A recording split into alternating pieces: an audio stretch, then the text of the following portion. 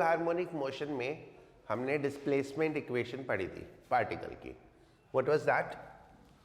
वो displacement equation थी y is equal to a sine omega t plus phi naught. यही थी ना? ओके. अब what is the difference between motion of a particle and wave? A wave consists large number of particles at the same time, right? तो अगर हम देखें displacement of a particular particle, right, एक wave flow हो रही है एक string में एंड किसी टाइम पे हमने एक स्नैपशॉट लिया वेव का, एक फोटो ली. ओके, तो वेव ऐसी थी. What does this mean?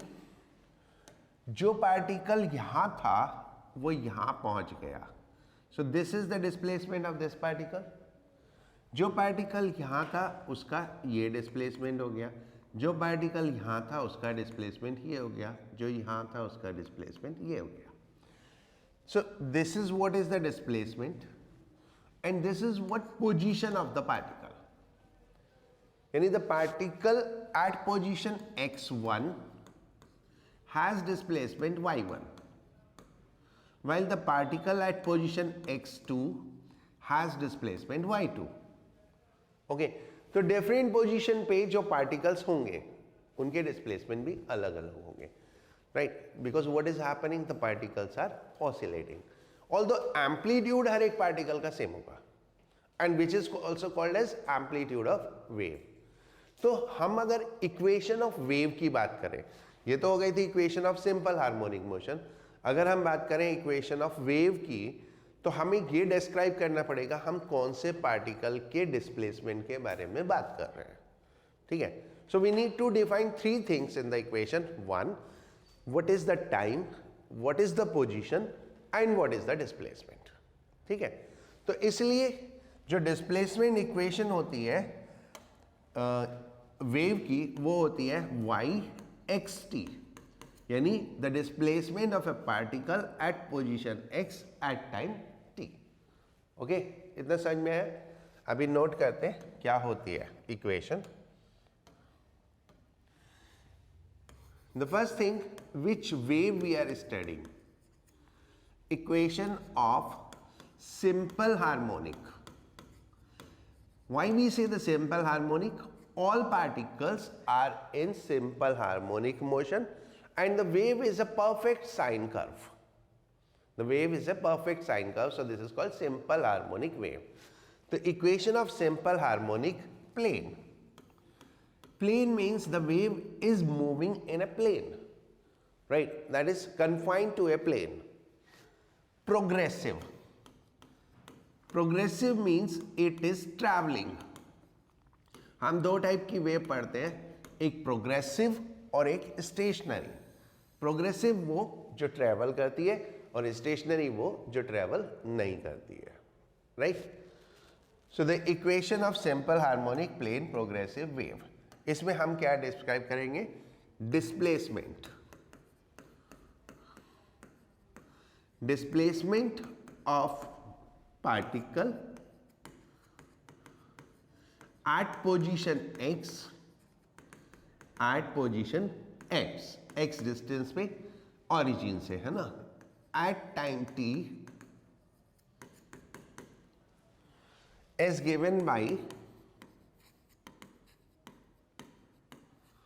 y is equal to a sin omega t plus minus kx plus phi naught. So what is there? One parameter is added, that is what? kx. बाकी सब कुछ तो ऐसे चेम वाले, सिर्फ एक पैरामीटर ऐड हो गया kx. वो किस लिए? To describe the position of particle, यानी हम कौन से पार्टिकल की बात कर रहे हैं. तो जैसे ही हम x की वैल्यू चेंज करेंगे y की वैल्यू चेंज हो जाएगी, राइट? नाउ इसमें y डिस्प्लेसमेंट है, ए एम्पलीट्यूड है, ओमेगा एंगुलर फ्रीक्वेंसी, ये सब हमें पहले से मालूम है.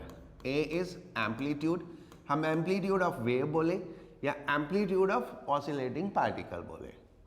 ओमेगा एंगुलर फ्रीक्वेंसी, अब ये फ्रीक्वेंसी भी या तो हम पार्टिकल की बोले या वेव की बोले, both are the same thing, ठीक है। T is time, k is propagation constant, propagation constant, and sometimes we also know it as angular wave number, angular wave number, and phi naught is initial phase, as we studied in SHM. Phi naught is initial phase. Now we know very well omega is 2 pi f frequency या 2 pi by t, where t is time period, and what is k? K is 2 pi by lambda. Lambda is wavelength. Then we have there a conflict of sign, like is sign as sign. Sometimes it is positive, sometimes it is negative. So when to take positive and when to take negative, right? Positive sign for wave motion in negative x direction. उल्टा होता है ना, wave motion in negative x direction, और positive x direction में होगा motion तो negative sign. Negative sign for wave motion in positive x direction.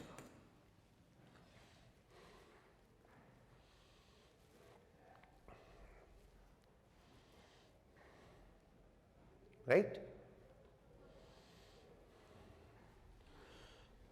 So this is what is the equation of simple harmonic plane progressive wave. Is it clear? हो गया बच्चों?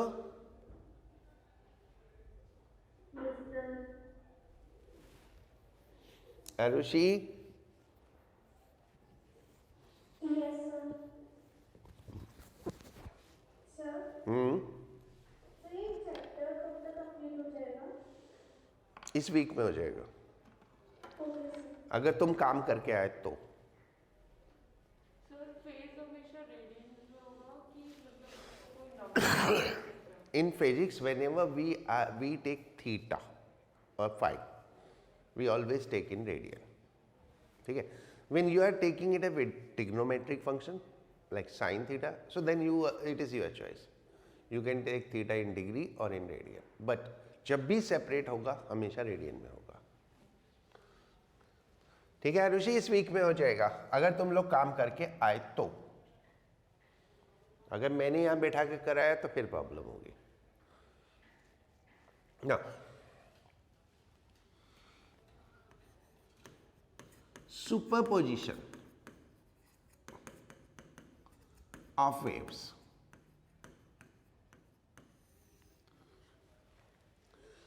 Superposition of wave क्या है? That is addition. Superposition हम जब भी use करते हैं तो वो क्या होता है? एडिशन होता है, राइट? हम एडिशन क्यों नहीं बोलते, मतलब हम इतना कॉम्प्लिकेटेड वर्ड क्यों यूज करते हैं? सुपरपोजिशन मीनिंग एडिशन होता है, राइट? तो क्यों यूज करते हैं इतना कॉम्प्लिकेटेड वर्ड? एक्चुअली क्या होता है, सिर्फ एट द पोजीशन जहां पे हम बात कर रहे हैं वहां पे वो ऐड होंगे और उसके बाद they will go on their own way, यानी they will not merge like that. So it is not like that जैसे एक रिवर आई ये दोनों मिली तो एक बन गई, नहीं, ऐसे नहीं होता। ये एक आई इस पॉइंट पे मिले तो इस पॉइंट पे जो होना होगा हो जाएगा, उसके बाद ये इधर, ठीक है? So that's why we use the word superposition, right? Superposition of wave is intermixing of two or more waves. Intermixing of two or more waves according to superposition principle.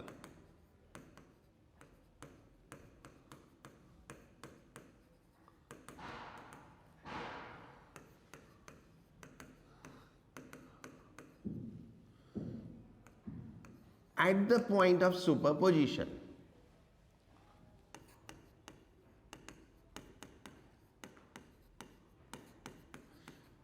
यानी जहां पर सुपरपोजिशन हो रहा है।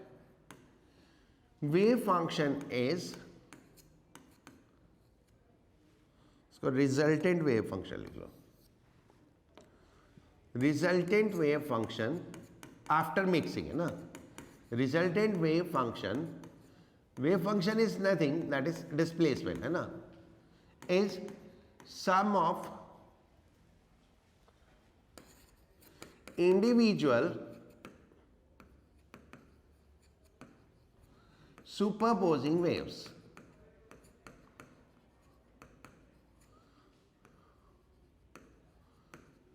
That is y is equal to y1 plus y2 plus y3 plus and so on.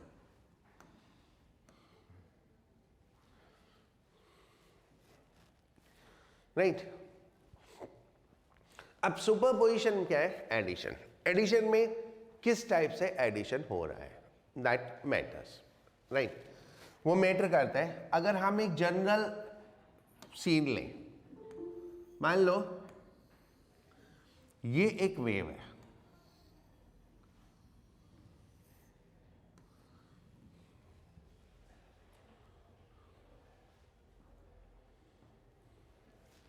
ये एक wave है और एक वेव ये है।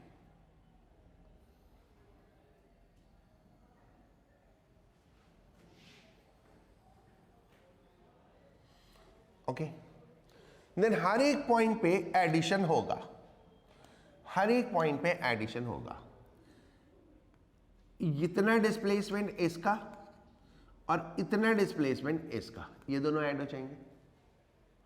ठीक है, this is y1 and this is y2, ये दोनों ऐड हो जाएंगे displacement.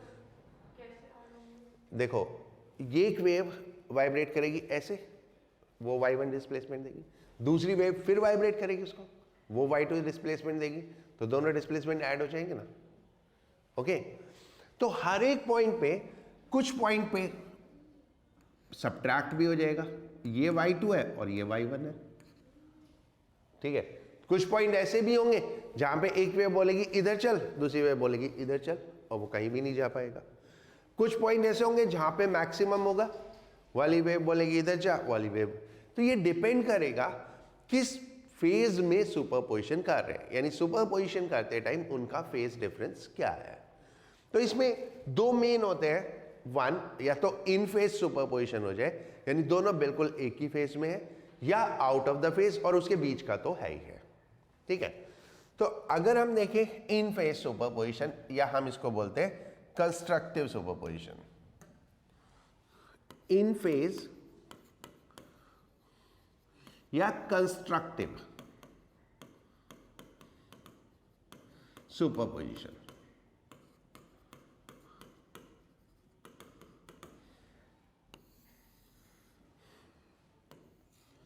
It is like this. ये एक वेव है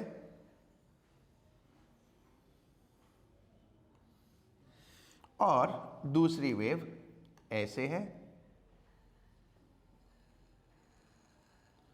दोनों का एम्पलीट्यूड इक्वल भी हो सकता है, नहीं भी हो सकता। ठीक है, तो ये हमारा एम्पलीट्यूड हुआ A1 और ये एम्पलीट्यूड हुआ A2। So what will happen to the resultant wave? Resultant wave क्या होगी?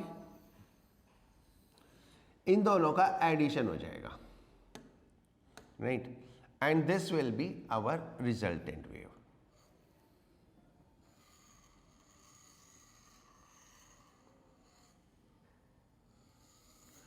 And this is how much? A1 plus A2. This is A1 plus A2. तो इसमें क्या है कि दोनों ऐड हो गए और हर एक पॉइंट पे दोनों ऐड होंगे, तो ओवरऑल एम्पलीट्यूड क्या हुआ? सिस्टम का डबल हो गया, right. So this is called in phase. ठीक है, और ये फेज डिफरेंस कितना होता है? दिस इज फेज डिफरेंस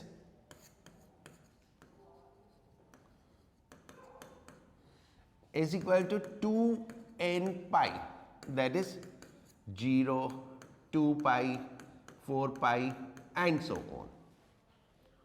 ठीक है, क्योंकि 0 और 2 pi इक्वल होता है, 0, 2 पाई, 4 पाई ये सब इक्वल होते हैं। तो इसलिए जब एक दूसरे के ऊपर आ रही है waves, that is what is called as in phase superposition, right. और इसको हम बोलते हैं कंस्ट्रक्टिव। 2 का डिफरेंस क्यों आ रहा है? 2 पाई, एक्चुअली 2 पाई के बाद एक साइकिल कंप्लीट हो जाता है ना। एक साइकिल कंप्लीट होने के बाद everything start from the same position, right. नहीं सर, तो इसका एडिशन है सर, जो लॉन्ग वेव आई है A1 प्लस A2 सर, उसमें और मतलब A1 और A2 में 2 का डिफरेंस है। नहीं नहीं, जो एक वेव और दूसरी वेव है उन दोनों के बीच में फेज डिफरेंस है।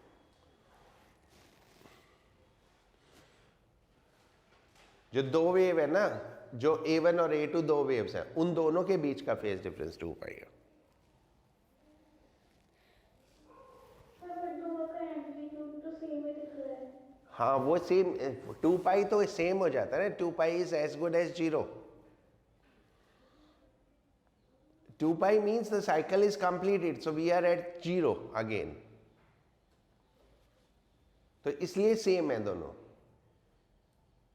Okay sir. देन नेक्स्ट आता है आउट ऑफ फेज या phase difference of pi. Out of phase by pi,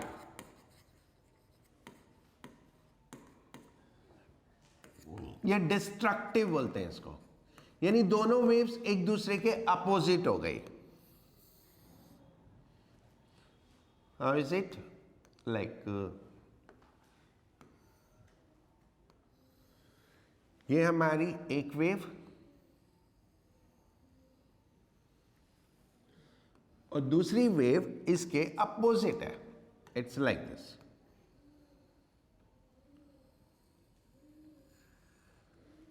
ठीक है, ये हमारा A1, ये हमारा A2। तो जो रिजल्टेंट वेव आएगी वो इन दोनों का डिफरेंस होगा। What is happening in this?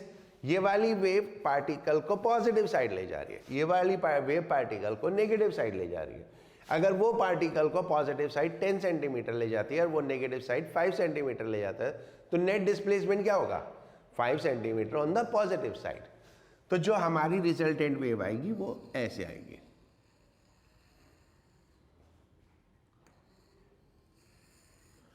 And this is how much? A1 minus A2। ठीक है। And what is the phase difference in case? In this case एक दूसरे के अपोजिट फेज में है। अपोजिट फेज, अपोजिट फेज का मतलब होता है फेज डिफरेंस ऑफ पाई और ऑड मल्टीपल ऑफ पाई।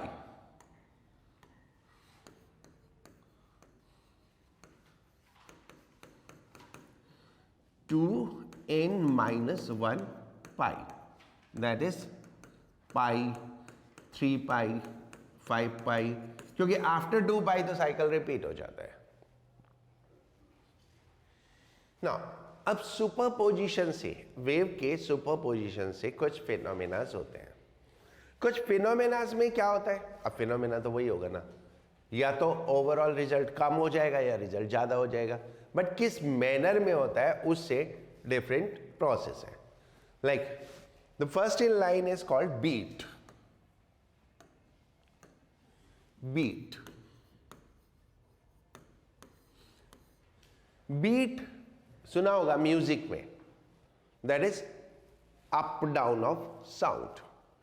ठीक है, तो बीट्स में क्या होता है? साउंड ग्रेजुअली राइज करती है, मैक्सिमम लाउडनेस पे होती है, एंड देन धीरे धीरे साउंड इंटेंसिटी कम होती है, फिर 0 हो जाती है, फिर लाउडनेस बढ़ती है, फिर मैक्सिमम लाउडनेस होगी, फिर धीरे धीरे 0 होगी। तो ये जो पीरियडिक वेरिएशन है साउंड इंटेंसिटी में, इसको हम बीट्स बोलते हैं।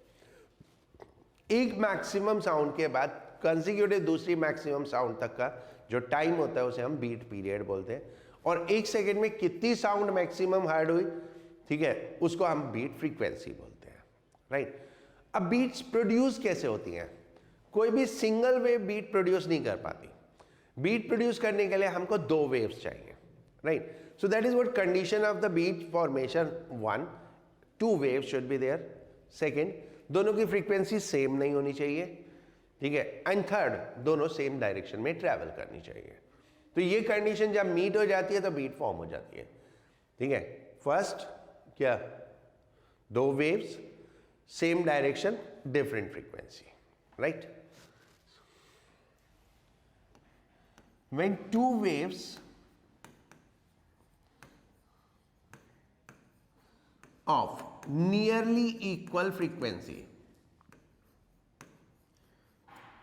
when two waves of nearly equal frequency, remember exactly equal नहीं होना चाहिए.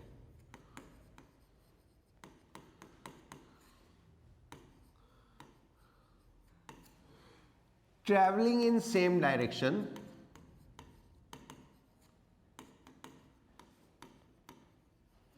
traveling in same direction, superpose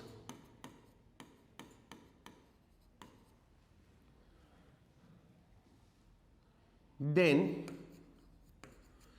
amplitude of resultant wave,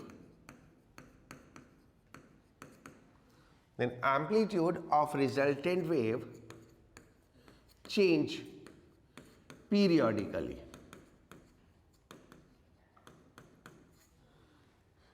and so intensity of sound.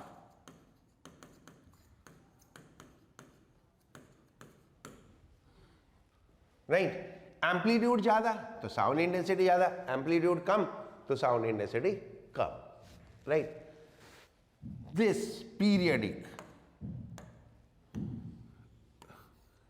periodic rise or fall, this periodic rise and fall of sound is called beat, is called beat. ये जो periodic rise और fall है sound का, उसको हम beat बोलते हैं, correct. Now time interval between two consecutive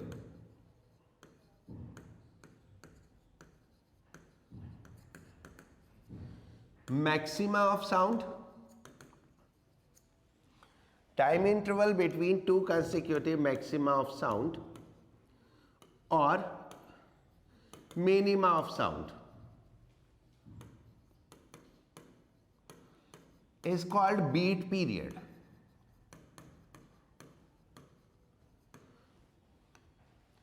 Is called beat period.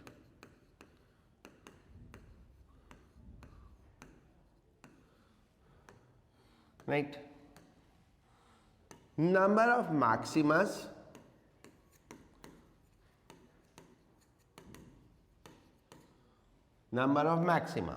or number of minima observed per second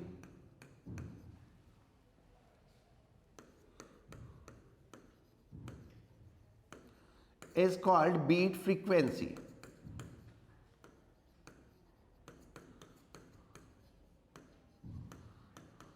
Beat frequency.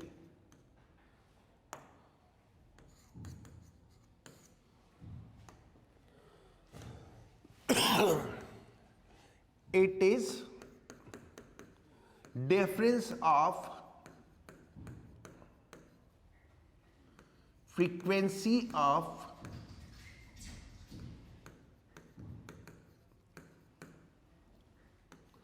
सुपरपोजिंग waves.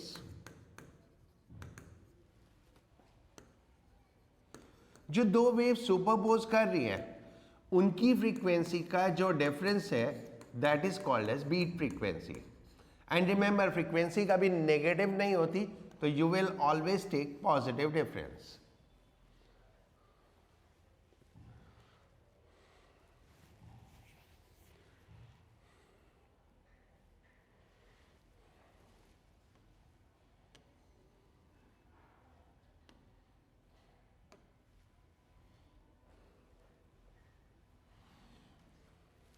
ठीक है ना।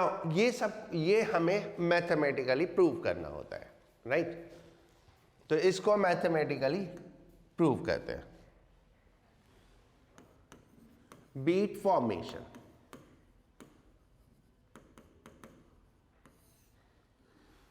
let two waves superposing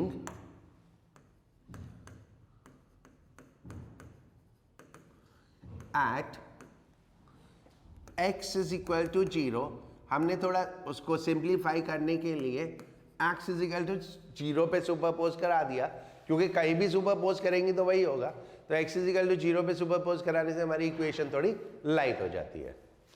r y1 is equal to a sin omega 1t and y2 is equal to a sin omega 2t। Now we will use superposition principle। मैं superposition principle इनको add करना है और फिर trigonometry use करनी है। जो maths वाले हैं उनको आता होता है और जो बायो वाले हैं उनको आने की जरूरत भी नहीं है। y is equal to a sine omega 1t plus sine omega 2t। ये एक ट्रिग्नोमेट्रिक आइडेंटिटी होती है sine c plus sine d, and that will be 2 sine cos c minus d by 2 sine cos c minus d by 2 sine c plus d by 2। मैंने उल्टा बोला वो, क्योंकि मैं अपने हिसाब से बोलूँगा ना। तो y is equal to 2a cos omega 1 minus omega 2 by 2t sine omega 1 plus omega 2 by 2t। ठीक है, क्योंकि जो वेव सुपरपोज कर रही थी वो थी a साइन ओमेगा t के फॉर्म में, तो इसको भी हम a साइन ओमेगा t की फॉर्म में अगर रिप्रेजेंट करें, ठीक है। बाकी इनके मीनिंग क्या है वो एक अलग बात है, but this is of the form y is equal to ab sin omega t, where ab is equal to 2a cos omega 1 minus omega 2 by 2t and omega is equal to omega 1 plus omega 2 by 2। ठीक है, तो ये हमारा mathematically result आ गया। Mathematically जो resultant wave है वो ये है। ठीक है, अब इसको हमें एनालाइज करना है। तो रिजल्टेंट वेव का एम्पलीट्यूड ये है, ये रिजल्टेंट वेव का एम्पलीट्यूड है। अब इस एम्पलीट्यूड को आप देखो टाइम के साथ ये चेंज हो रहा है। It's a harmonic function of time cos of t, तो इट मींस टाइम के साथ एम्पलीट्यूड चेंज होता रहेगा। This is what we discussed when we were talking about beat, कि एम्पलीट्यूड चेंज होता है पीरियडिकली, राइट। तो यही हमें प्रूव करना था, तो इसको हम एनालाइज कर लेते हैं।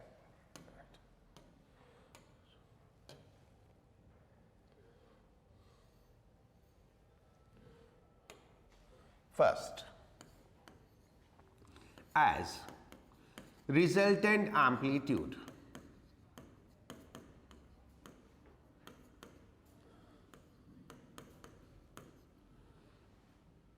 is harmonic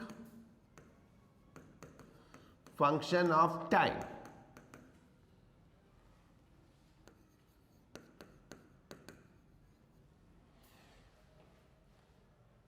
ठीक है। So it change periodically,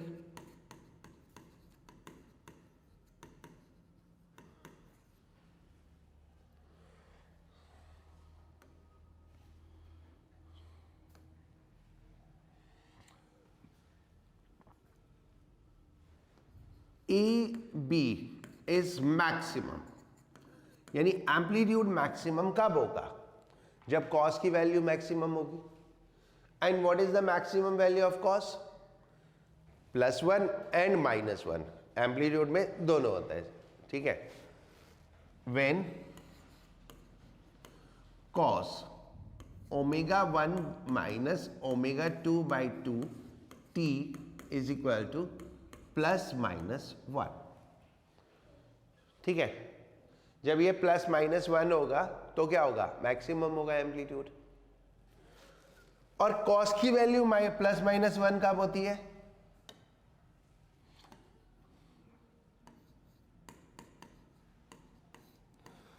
zero, पाई, 2 पाई, 3 पाई. 0 पे +1, पाई पे -1, 2 पाई +1, 3 पाई -1. So we can write n pi. N is equal to integer 1, 2, 0, 1, 2, 3 and so on. Right? अब ओमेगा होता है 2 pi into frequency. Omega is 2 pi into frequency. तो इसमें से 2 पाई कॉमन आ गया. f1 minus f2/2 t is equal to n pi. Pi cancel, 2 cancel, तो time कितना आ गया? n upon f1 minus f2. तो इस टाइम में एम्पलीट्यूड मैक्सिमम है. इस टाइम में एम्पलीट्यूड मैक्सिमम है.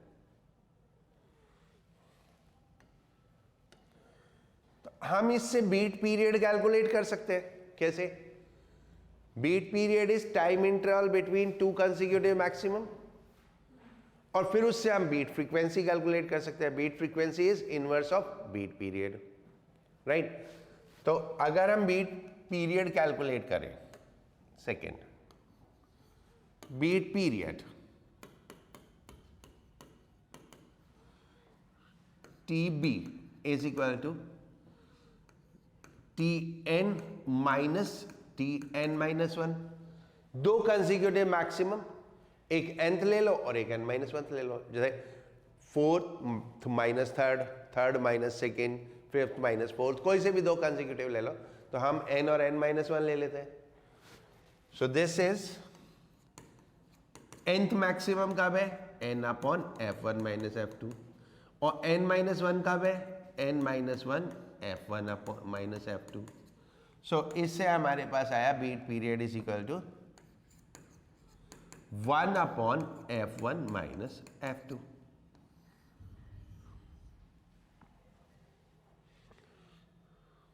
Right?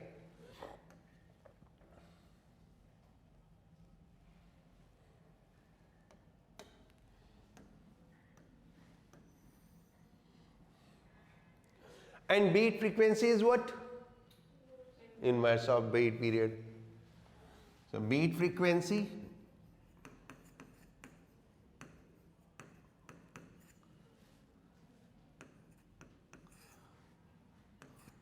is inverse of beat period, that is f1 minus f2.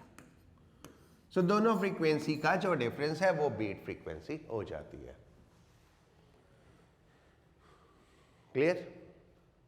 Sir जो आपने बात लगाए सुपर पोजीशन वाले जो ऊपर है omega is omega 1 plus omega 2 sir वो कहाँ से आया?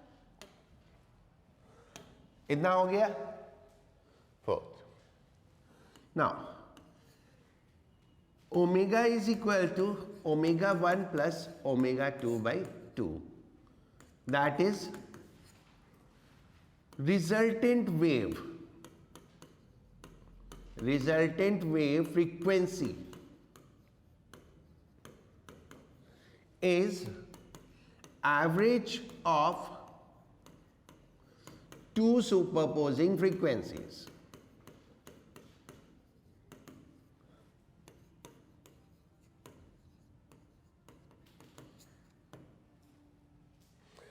Average of 2 superposing frequencies. ठीक है?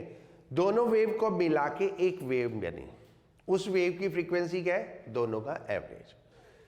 दोनों वेव को मिला के जो वेव बनी उसका एम्पलीट्यूड टाइम के साथ चेंज हो रहा है, उसके एम्पलीट्यूड चेंज होने की फ्रीक्वेंसी है बीट फ्रीक्वेंसी। वैसे जस्ट एक नोट्स लिख लो, नोट्स करके, पूरा साउंड के लिए ही होता है ये। फर्स्ट, यूनिसन और रेजोनेंस मीन्स सेम फ्रीक्वेंसी। ठीक है, कहीं पे भी ये वर्ड यूज हो, यूनिसन में है, रेजोनेंस में है, तो मीन्स दोनों की फ्रीक्वेंसी सेम है, right. Second, Octave of note, note बोलते हैं साउंड को, है ना, मीन्स डबल फ्रीक्वेंसी। ऑक्टेव वैसे तो मैथमेटिक्स में 8 को बोलते हैं, बट यहां पे ऑक्टेव ऑफ नोट का मतलब होता है डबल फ्रीक्वेंसी।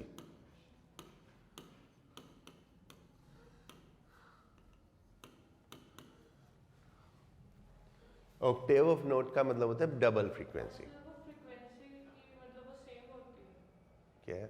मतलब फ्रीक्वेंसी जैसे यहाँ पे जो रेजोनेंस में सेम फ्रीक्वेंसी होती है, हाँ, तो ऑक्टेव में भी जो जैसे डबल फ्रीक्वेंसी होती है तो फिर वो हायर हो जाती है। मतलब हाँ, कोई एक इंस्ट्रूमेंट है, दूसरा इंस्ट्रूमेंट उसका ऑक्टेव है, तो मतलब अगर एक इंस्ट्रूमेंट की फ्रीक्वेंसी f है तो दूसरे इंस्ट्रूमेंट की 2f है। ठीक है, you will be find it in questions that one instrument is octave of other, so that means उसकी फ्रीक्वेंसी डबल है, राइट। देन यू विल फाइंड हम इंस्ट्रूमेंट के कुछ मास कम ज़्यादा करते हैं during numericals. Increasing mass, increase of mass result in decrease of frequency.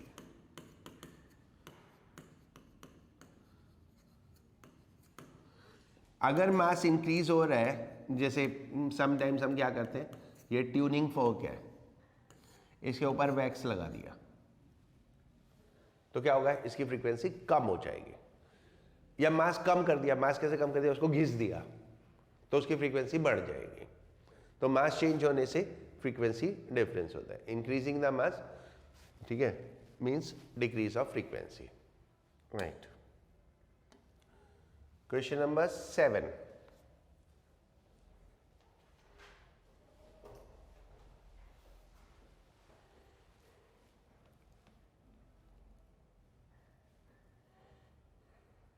Omega होता है 2 पाई एफ, तो फ्रीक्वेंसी 5। ये जो पाई है तो हमें ये नहीं लेना क्या, a sin omega pi, A sign omega T होता है ना, a sin ओमेगा t होता है तो ओमेगा 1000 पाई नहीं आना है। हाँ, ए साइन ओमेगा टी होता है तो ओमेगा 1000 पाई, और ओमेगा 2 1000 पाई, और ओमेगा होता है 2 पाई एफ, तो F1 आ गया 500। अच्छा मैंने और सिमिलरली F2 आ जाएगा 504। सर मैंने ना f समझ लिया, हाँ। सर उसमें ही वापस डालनी, वो ओमेगा में ही वापस वैल्यू डालनी 2 पाई f। ठीक है, तो दोनों फ्रीक्वेंसी का डिफरेंस कितना हो गया, 4। तो beat frequency is F1 minus F2। समझ में आ गया बच्चों? Samriddhi, Jiya, Chaitanya, right. Now question number 8,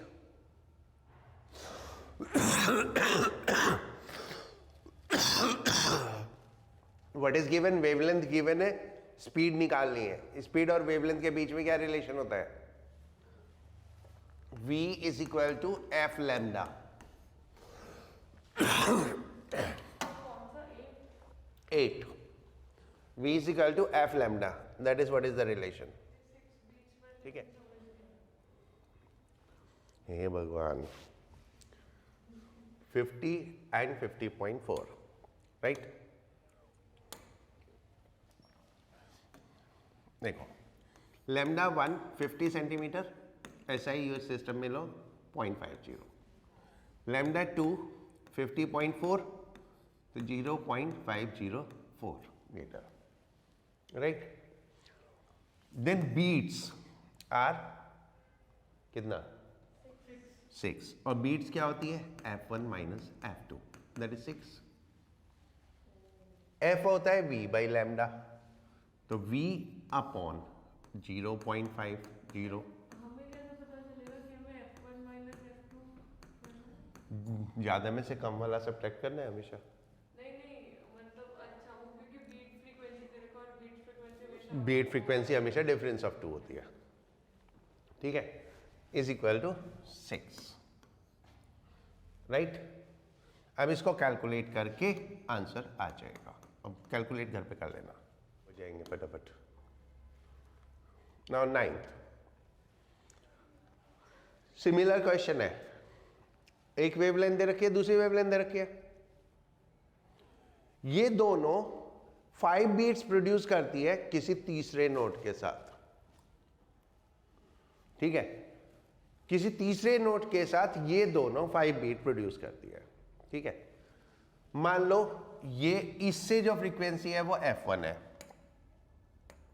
मान लेते हैं। मुश्किल होता है इसे क्वेश्चन। इससे जो फ्रीक्वेंसी है f1 है और इससे जो फ्रीक्वेंसी है f2 है, कौन सी ज्यादा होगी?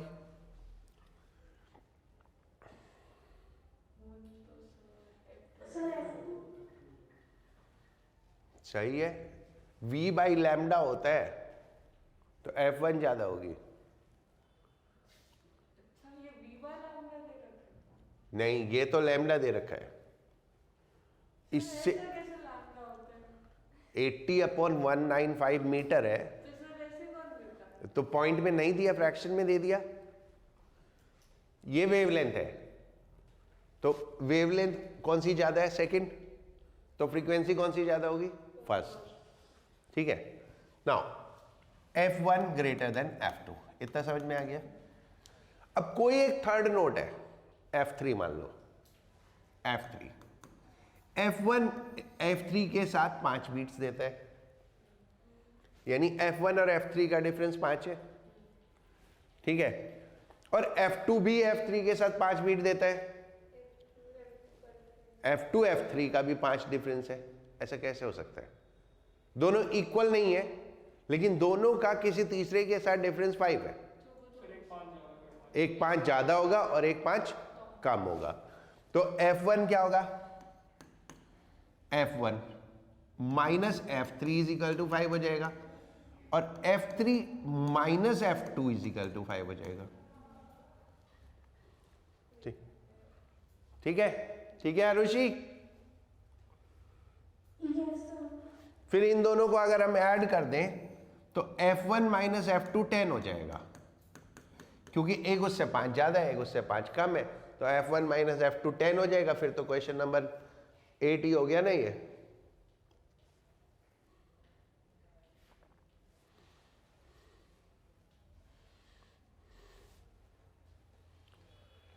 f1 minus f2 is equal to 10।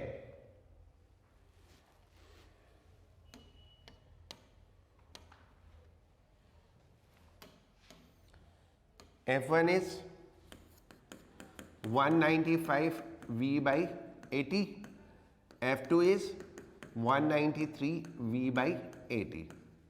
So f1 minus f2 is equal to 10, तो v is equal to आ जाएगा 400, right?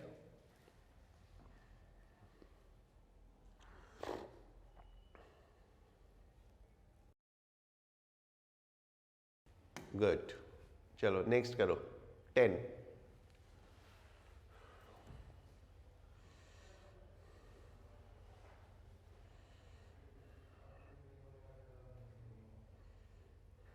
इसमें कुछ है ही नहीं सॉल्व करने को।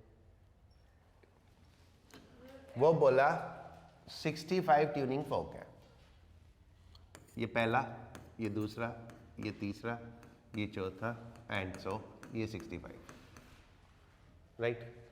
इसकी फ्रीक्वेंसी मान लो f, और ये इंक्रीजिंग ऑर्डर में है, और डिफरेंस 2 का 4 के बराबर है, 4 बीट है 2 के, तो इसकी फ्रीक्वेंसी कितनी हो गई? f+4। इसकी इससे 4 ज़्यादा है, इसकी तो इसकी कितनी?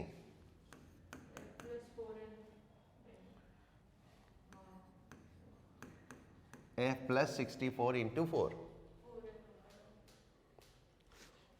सेकेंड में 4, थर्ड में 8, फोर्थ में 12, ठीक है ना? तो f प्लस 64 इंटू 4 लास्ट वाले की फ्रीक्वेंसी, इतना ठीक है चैतन्य? और ये दिया हुआ है ऑक्टेव ऑफ फर्स्ट, ठीक है? So this is octave of first, octave means first की डबल फ्रीक्वेंसी है, तो f plus 64 into 4 is equal to 2f, तो f is equal to 256।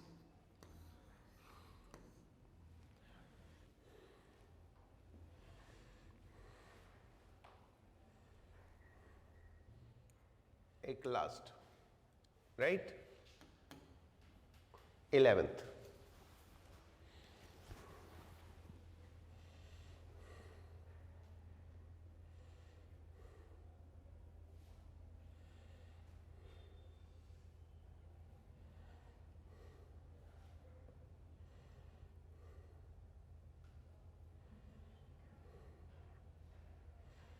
Max लगाने से फ्रीक्वेंसी कम हो जाएगी, ये ध्यान रखना।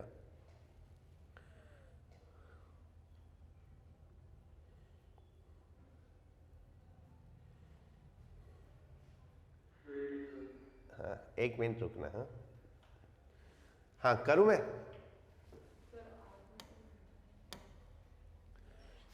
देखो, frequency of A is 100, so frequency of B is 100 plus minus 2, या तो +2 या -2, 98 या 102, ठीक है? Now after wax FB dash is less than FB, ठीक है? But FB dash is equal to 100 plus minus 1, that is 99 और 101। अब लॉजिकली देखो, ये इससे कम है, ये इससे कम होनी चाहिए, तो कम कब हो सकती है? जब ये 102 हो, right? So FB is equal to 102, done.